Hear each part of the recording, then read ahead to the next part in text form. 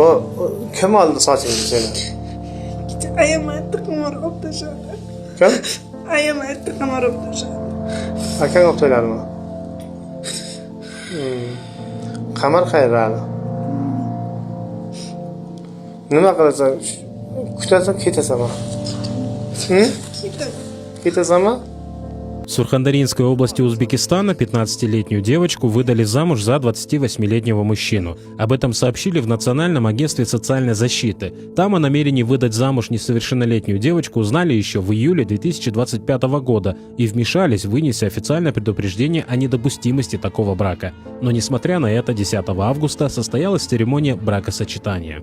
После того, как произошедшее получило широкую огласку, отец девочки записал видео. По его словам, он не знал о браке, потому что его супруга 5 лет назад уехала в Москву, а дочь забрала бабушка, которая, по его словам, запрещала ей общаться с отцом. O'g'il emasman, bular hali o'g'il qiz emasman bu. Men uni otasiman-ku.